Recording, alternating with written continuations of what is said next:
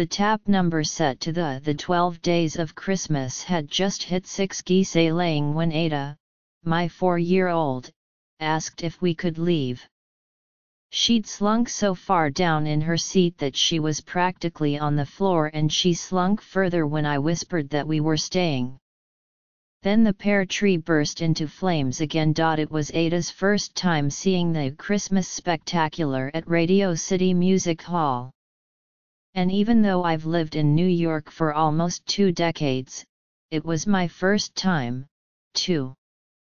I grew up in Los Angeles, a place where people hang twinkly lights in palm trees and Santas run around in board shorts. Holiday shows have never done a lot for me. But here's the thing about children. You want to give them all the good things you had and a lot of the good things you didn't have. Ada can handle a 90-minute show. She has sat through the circus and clapped along to Elephant and Piggy's We Are in a Play.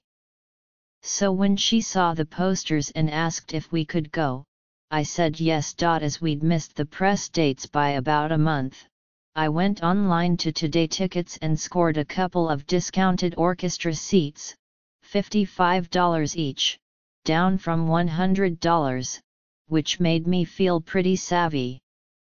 The next morning she put on tights and a velvet dress while I packed a bag with water and granola bars in her sparkly shoes, because unlike me, Ada is a real New Yorker and she knows that we keep our sneakers on until we're out of the subway. Ours is an interfaith household. I was raised Jewish. My husband's higher power is the Minnesota Vikings. On the train, I started to worry about the famous nativity scene. Ada has a little brother she mostly adores and sometimes resents. Wise men showering a baby boy with gifts might upset her. But she told me that thanks to her chocolate advent calendar, I already know the Jesus part. Fine work, chocolate. After a quick tour of the Rockefeller Center ice skaters and a stop for a banana, we braved the security lines and entered Radio City, which is a marvel and a palace. It was full of cheery-looking families shaking off the cold and posing for pictures with cardboard cutout rockets. Apparently a human rocket circulated, too, but I missed her. Hustling past the merchandise stands and the cotton candy, I found our seats, halfway back. Projections of snowflakes danced overhead while an organ puffed carols. Ada was thrumming with excitement and I promised myself to give the critical instinct a rest.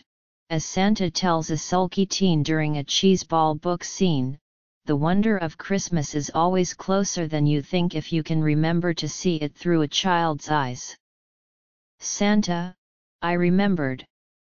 And I tried. But my child's eyes were looking for the exit. The spectacular jumbles the sacred and the secular, the old-fashioned and the newfangled. It was last overhauled in 2007, though the drone snowflakes and the psychedelic projections, like the opening design, which bedecked the ceiling in fir boughs and exploding honeycombs, feel like more recent additions. The music was energetically played and energetically bland. When our crowd shouted an anemic, "Happy Holidays!" Santa chortled an unconvincing, "What a group! What a time! What a place!" It's tough to be too enthusiastic at 11 a.m. Still, I was glad to confirm, in person, that the rockets make most Broadway choruses look like wet spaghetti. Elite military units must train with less precision. Every knee, every elbow, every tilted chin was perfectly aligned and the coordinated high kicks. Sublime. Not all of the spectacular scenes use the rockets wisely, like a Santa's workshop sequence celebrating consumerism. A highlight, at least for me, was the classic toy soldier dance, in which a cannonball slow motion slays the core. "This is a weird part," Ada whispered. Another weird part, dancers wearing stuffed animal costumes performing ethnic ballets from the Nutcracker. Are Nutcrackers real? Ada asked. Scenes followed one another without much connection, and the shift to the graver spectacle of the living nativity was abrupt, though the donkey, 2 camels, and a small flock of ewes reminded me of a line of Handel's Messiah I'd misheard throughout childhood as, "Oh, we like sheep." We do.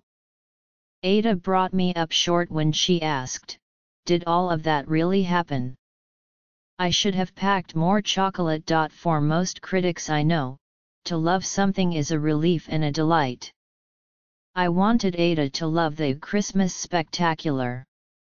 More than that, I wanted us to love it together, like sheep, like peach ice cream.